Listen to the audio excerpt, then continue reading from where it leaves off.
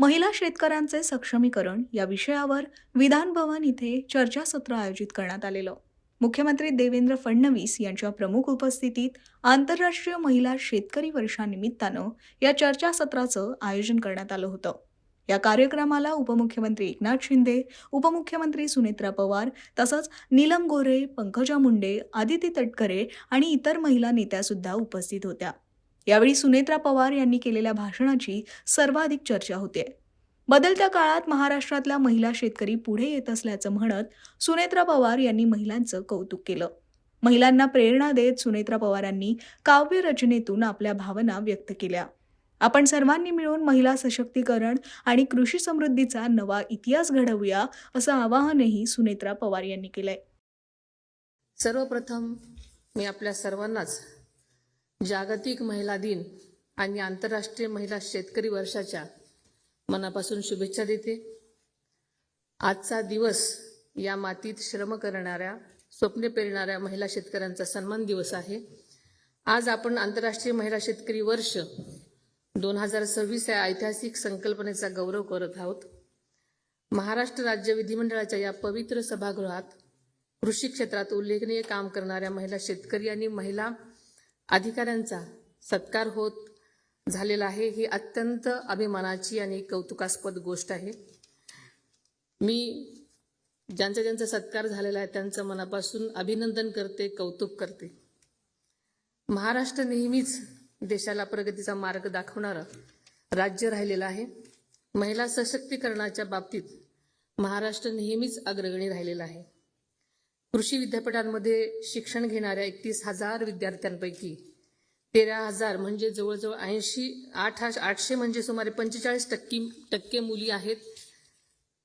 राज्यात 35 लाख महिला शेतकरी खातेदार आहेत. ही आकडेवारी केवळ संख्याकी नसून राज्यातील शेती आता खऱ्या अर्थानं महिलांच्या नेतृत्वाखाली नवीन पर्व लिहित आहे असं म्हणायला काही हरकत नाही. महाराष्ट्र शासनाचं एक स्पष्ट धोरण आहे की महिला सशक्तीकरण हेच कृषी समृद्धीचं सूत्र आहे.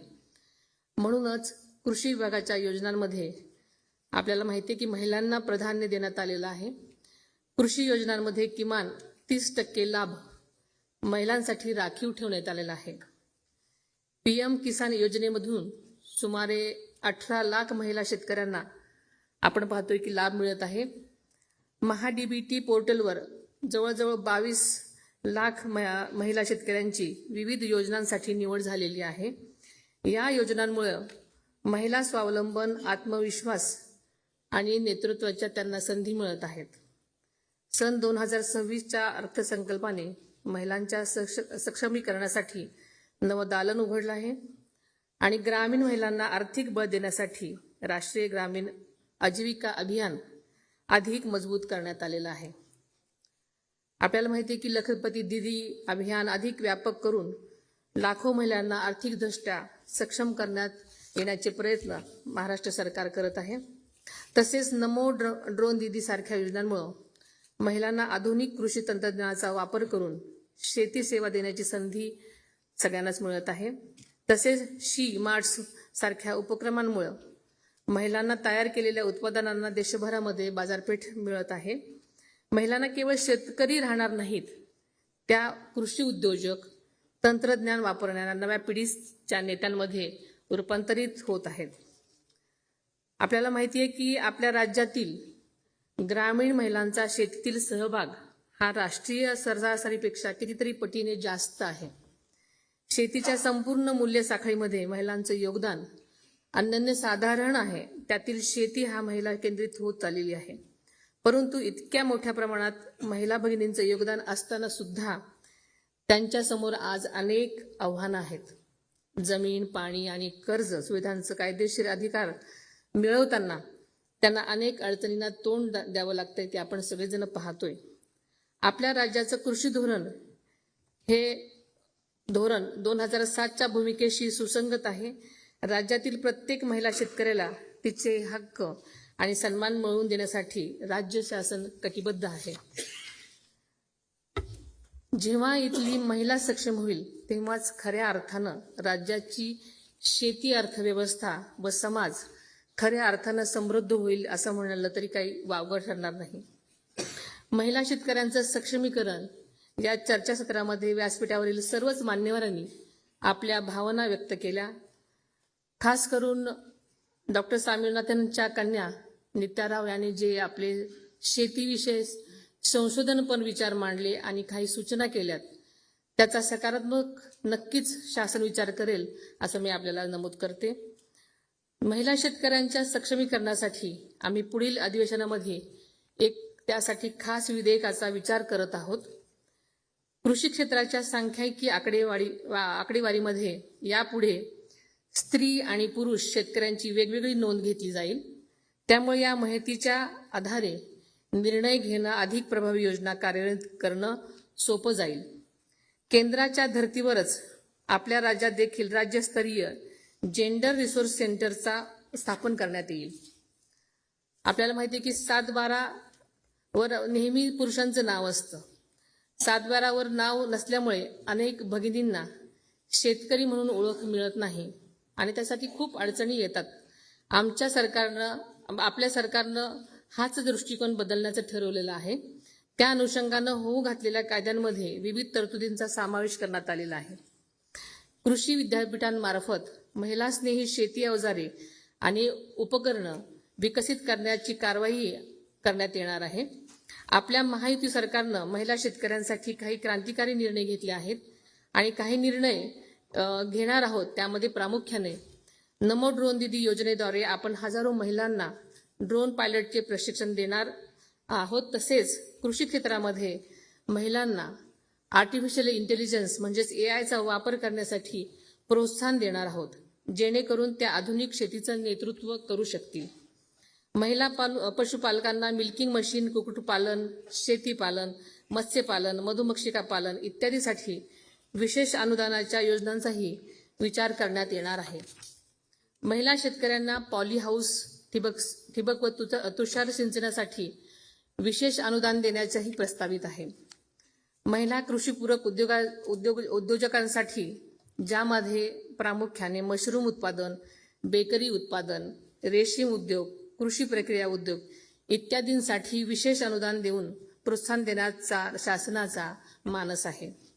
महिला बचत गट व महिला शेतकरी उत्पादन कंपन्यांचे भवितव्य बळकटीकरण देखील करण्यात येणार आहे. महिला शेतकऱ्यांनी उत्पादित केलेल्या शेतमालांचे पॅकेजिंग इत्यादीबाबत प्रशिक्षण व विशेष अनुदान देण्याचंही शासनाचं विचाराधीन आहे. या कार्यक्रमाच्या माध्यमातून मी आपल्यास आवर्जून सांगू इच्छिते की पुण्याचे पालकमंत्री या नात्यानं आदरणीय अजितदादांनी जिल्हा नियोजन समिती निधीमधून विशेष बाब म्हणून 75% अनुदानावर शेतकऱ्यांना ड्रोन खरेदीस मान्यता दिलेली होती. या योजनेअंतर्गत महिला शेतकऱ्यांना प्राधान्य दिलेलं होतं. या पथदर्शी योजनेचं अनुकरण राज्यातील इतर जिल्ह्यांमध्येही करावं असं मला आवर्जून सुचवा असं वाटतं. आज शेती बदलत आहे, तंत्रज्ञान बदलत आहे, बाजारपेठा बदलत आहेत. या बदलाच्या काळामध्ये महाराष्ट्रातील महिला शेतकरी पुढे येत आहेत. आज अनेक महिला सेंद्रिय शेती करत आहेत, प्रक्रिया उद्योग उभारत आहेत, डिजिटल बाजारपेठ उत्पादनामध्ये विकत आहेत, शेतकरी उत्पादन कंपन्यांचे नेतृत्व करत आहेत. हे पाहून मला अभिमानाने म्हणावंसं वाटतं, महाराष्ट्रातील महिला शेतकरी केवळ शेती करत नाही तर त्या शेतीचं भविष्य घडवत आहेत. आज ज्या महिला शेतकरी आणि अधिकारी भगिनींचा आपण सन्मान केलेला आहे त्या खऱ्या अर्थानं प्रेरणेचे दीपस्तंभ आहेत. त्यांनी संकटाचा सामना केला, अडचणीवर मात केली, नवे प्रयोग केले आणि यशाचा आपला मार्ग तयार केला. आजचा हा सन्मान म्हणजे त्यांच्या कार्याला दिलेला महाराष्ट्राचा मानाचा मुजराच आहे. या सर्व यशस्वी महिलांचं मी परत एकदा अभिनंदन करते, त्यांना शुभेच्छा देते. माझ्या सर्व महिला भगिनींना एवढंच सांगू इच्छिते की तुमच्या हातातील नांगर केवळ जमीन नांगरत नाही, तो महाराष्ट्राचे भविष्य घडवतो. तुमच्या हातातील बीज केवळ पीक उगवत नाही तर ते राज्याच्या समृद्धीची नवी पहाट उगवते आहे. तुमच्या कष्टामुळेच महाराष्ट्राची शेती मजबूत आहे, तुमच्यामुळेच ग्रामीण अर्थव्यवस्था मजबूत आहे आणि देशाची अन्न सुरक्षा सुरक्षित आहे. आपण सर्वजण मिळून महिला सशक्तीकरण आणि कृषी समृद्धीचा नवा इतिहास घडवूयात. मी जाता जाता या कार्यक्रमाच्या निमित्तानं एवढंच सांगू इच्छिते की नांगर धरीला हाती आता मागे हटणार नाही. नांगर धरीला हाती आता मागे हटणार नाही. महिला शेतकरी म्हणून आता कुणापुढेही वाकणार नाही. तंत्रज्ञान असो वा बाजार मी आता नेतृत्व करेन. महाराष्ट्राची ही कन्या आता आकाशी झेप घेईल. धन्यवाद. जय हिंद, जय महाराष्ट्र.